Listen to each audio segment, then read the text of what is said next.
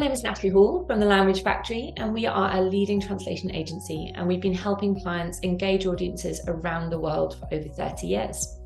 And I am delighted today to be joined by Malin, Director of Fundraising at the MicroLoan Foundation. Malin, welcome. Thank you very much. It's great to be here. Great to have you on this very wintry day. It'd be really lovely to hear, first of all, a little bit about yourself, the work that you do for this fantastic charity.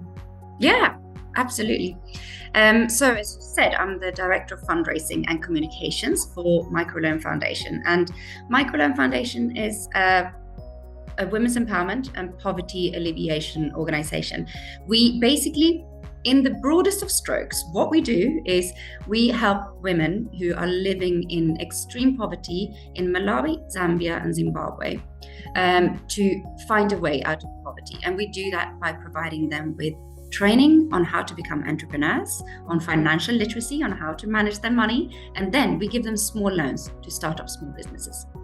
So that's in a nutshell. That's in a nutshell what we do. Well, thanks, Malin, so much. And here at the Language Factory, we are enormously proud to have been supporting the work of the MicroLoan Foundation for over 10 years now.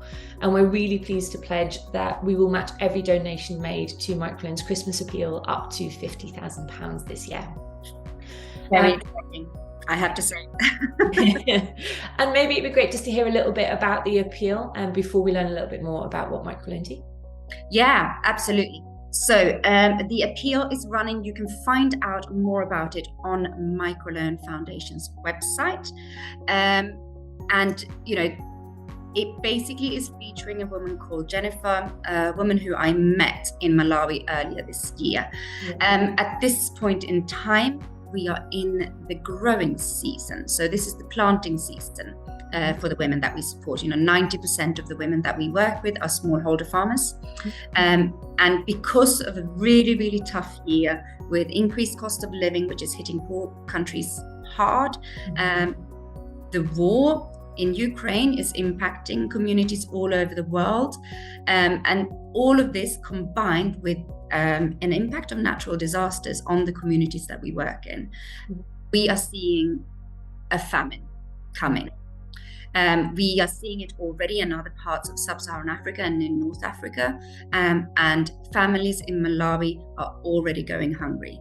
They won't get to the point of harvesting until April. They have many months of food insecurity ahead of them.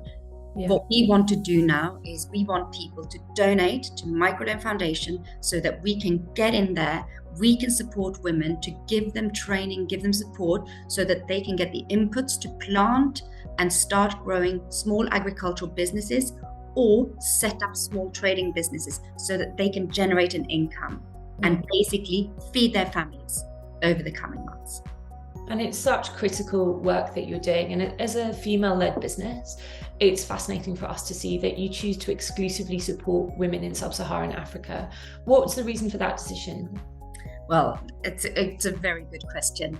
There are really, the key, first of all, is the fact that women are more likely to be poor. Women and girls are more likely to live in poverty, and we're a social impact organization. We want to maximize our social impact, and therefore, by supporting women, we are reaching the poorest people. The second piece is that women are more likely to spend their income on their children or dependents in their care or on their home and household. Yeah. Therefore, again, it's social impact. We are maximizing the social impact. Finally, the reality is, all over the world, women are better borrowers. They are more likely to repay their loans. So it makes good business sense for us because every time a woman repays her loan, we're able to either give her a new loan so that she can grow her business, or we can on-lend it to another woman who gets an opportunity to start her journey out of poverty. Fantastic, thank you. And it was really, we talked a lot about the loans that you obviously offer the women that you work with, but research also shows that microloans are much more effective when they're linked to business training, and which is why we are so invested in the ongoing training and mentoring that the MicroLoan Foundation offers in addition to the loans. And what is the most important lesson that the women that you support learn from that, participating in that training program? I mean, there are so many essential parts in that. And I think it's important to see that before the women get access to a loan, if you imagine that you're struggling to survive on, less than a couple of pounds a day, you will never have had to manage money in a sense that you've never had to understand or deal with savings, for example.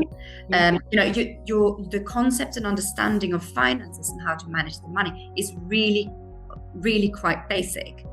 So one of the key things in this learning is that they get access to 7 training sessions before they get a loan, and in those training sessions is training on savings and savings behavior, and setting a goal for yourself of why it is important to save.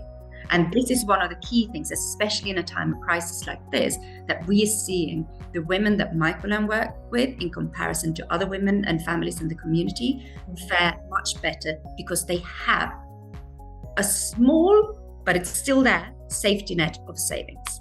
So I would say savings is really the key. That's really, really interesting. And I think obviously these women are in, oftentimes in dire circumstances, and you're giving them that support and that training. But what are the reasons that they say they run their businesses, in addition to obviously wanting to make a better life for themselves and their family? Wow, there are so many phenomenal stories and accounts on why the women do this. But the reality is, food security for their family and for their children is reason number one, particularly in Malawi, which is the poorest of the 3 countries that we operate in. But very, very tightly followed by that is education for their children. You cannot talk to a single woman or mother in Malawi, Zambia, or Zimbabwe who won't be talking about the importance of education for their children. And that is quite heartwarming if you think about that. A very large number of the women that we work with cannot read or write. They have not had an opportunity to have an education themselves, and they are really, really keen to push their children and to give their children that opportunity, which is lovely. But now I want to ask you, why does the Language Factory support MicroLoan Foundation? What is it that you find, inspiring about our work? Certainly, thank you for that. And I think many reasons, again, definitely. But Tia, the Language Factory started supporting women in developing countries in about 2005 and set a target of raising £1 million. And our founder, Shona Lockhart, became aware of the work that you do on a visit to Malawi in 2007, actually with Oxfam. And she was also really inspired with the pioneering microfinance work done by Nobel Prize winner Muhammad Yunus in Bangladesh, who helped lift women out of poverty using microloans. And so she met with your founder, Peter Ryan, and she was so impressed with the level of enthusiasm and transparency. And she started to support your work in Malawi, as you could see really the potential of even a small loan and your dedicated training to completely change, as you've mentioned, someone's life and indeed that of their families as well. And in the past decade, Language Factory has donated over £500,000 to help the MicroLoan Foundation empower women in developing countries, which is hugely important for us. And what's more, Shona herself had experience of training. When she started the Language Factory over 30 years ago, she got a small government grant, and within that grant was also packaged training and mentoring as well. So as you mentioned, for the women that you talk about, how to manage business effectively, how to plan for the future, how to save effectively, how to manage cash flow, all of those things that she got basic training in, but she also got mentoring for the first year of her business. So she really understands how important that training is, in addition to the money that you're providing. And that experience of startup support she received means that she knows how impactful the work that you do can potentially be.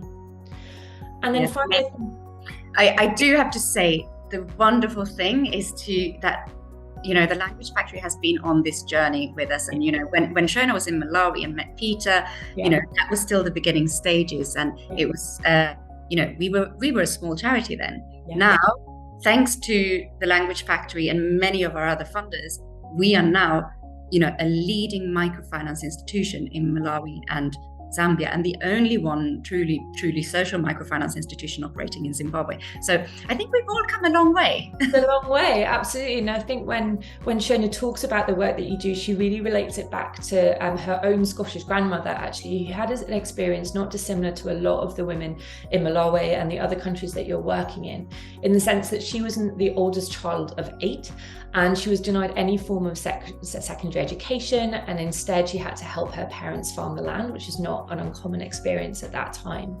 But really, that being denied that opportunity at such a young age impacted the rest of her life.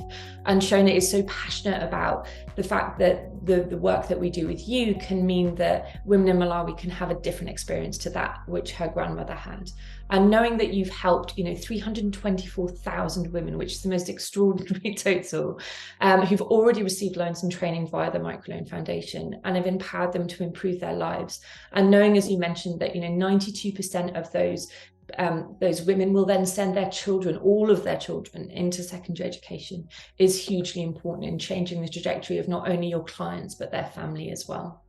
And as a female leader, Shona, she employs many women, and we really stand behind that approach of investing in women. As you said, research shows they're more likely to pay back the loan, but they're also more likely to invest in education, nutrition, healthcare for members of their home and household, which is, we're thrilled to be part of that work for sure. Yeah, and it's amazing to see the actual impact in these communities, and also how the women are having a totally different attitude to their role in society and their role in the household. That empowerment piece is phenomenal to see. Absolutely phenomenal. And I mentioned at the top of the call, we're obviously matching your Christmas donations, or the donations to your Christmas appeal, up to 50,000.